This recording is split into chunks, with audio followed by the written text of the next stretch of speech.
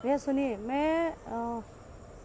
मैं गई थी लखनऊ से आ रही थी और रात को करीब 9:30 बज गया था।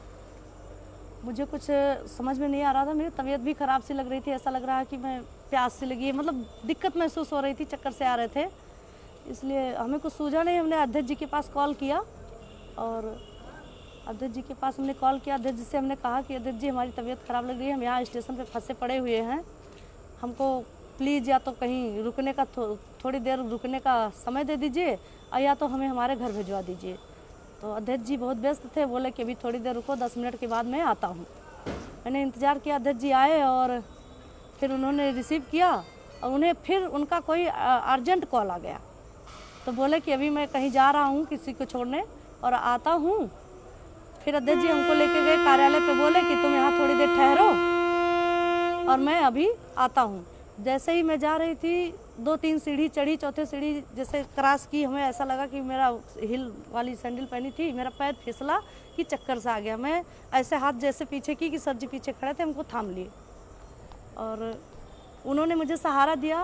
पैर फिसलने से अगर मेरा पैर भी टूट सकता था, मेरी और भी कहीं चोट आ सकती थी, सिर में चोट आ सकता था, बस यही बात है। और अध्यक्ष जी ने हमको कमरे तक छोड़ा और बोले आप तुम यहाँ अंदर रुको, मैं थोड़ी देर बाद अभी आता हूँ तो तुम्हें घर भिजवा देता हूँ किसी से। बस भैया इतनी सी ही बात है, इतनी सी ही बात है। अब इसको चाहे कोई गलत सोचे या अच्छा सोचे, अध्यक्ष जी ना कभी गलत थे ना कभी हैं हमारी नज़र में। मैं पिछले करीबन 3-3.5 सालों से उनको जानती हूँ और हमारे पारिवारिक संबंध रहे भी हैं उनके यहाँ से, हमारे यहाँ से अध्यक्ष जी से पारिवारिक संबंध रहे हैं, इसलिए मैंने भरोसा करके उनके पास कॉल किया और किसी के पास कॉल नहीं किया। नहीं भैया बहुत अच्छे इंसान हैं और मेरे पिता तुल्य हैं, चाहे मैं बड़ा भाई मानूं या अपना पिता मानूं, और पिता तुल्य ही हमारी सारी फैमिली मानती है। हमारा भाई, हमारे हस्बैंड, हमारे 2 बच्चे भी हैं। मैं लड़की नहीं हूँ, मैं अनजान बच्चा नहीं हूँ कि मैं किसी को, कोई मुझे बहलाएगा, कोई मुझे फुसलाएगा, ऐसा कुछ भी नहीं है। और जो सोच रहा है गलत सोच रहा है। इतने लोग अफवाह जो उड़ाए हैं मेरे खिलाफ, मैं कंप्लेन थाने में कर दी हूँ। अगर नहीं मानेंगे तो मैं मानहानि का दावा भी करूँगी, महिला आयोग जाऊँगी। और भैया मेरे भी इज्जत है, या माननीय अध्यक्ष जी के पास भी इज्जत है, वो ऐसा कुछ समझते तो किसी लेडीज को क्यों सहारा देते? नहीं ना, ये गलत है, अफवाह है, ये राजनीतिक मैटर है। अब ये लोग राजनीति के ऊपर उस पर ले जा रहे हैं, ऐसा कुछ नहीं है। मेरा फैमिली व्यवहार है, फैमिली संबंध है अध्यक्ष जी से। अब पिछले 3.5 सालों से मैं उनको जानती हूँ।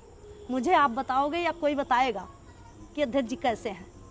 एक लोग का फ़ोन आया था कि बहन आपके साथ क्या हुआ है, कैसे हुआ है, बताइए, हम आपका साथ देंगे। हमने कहा आप साथ देने वाले होते कौन हो जी? कुछ लोग फ़ोन कर रहे हैं, 1-2 लोग कह रहे हैं डरना मत, घबराना मत बहन, ऐसा मत होना। हमने कहा क्यों डरूंगी, क्यों घबराऊंगी? मैं बच्ची हूँ, मैं 2 बच्चे की माँ हूँ, मैं क्यों डरूंगी? मैं कार्यकर्ता हूँ, ऐसी कोई घटना नहीं है।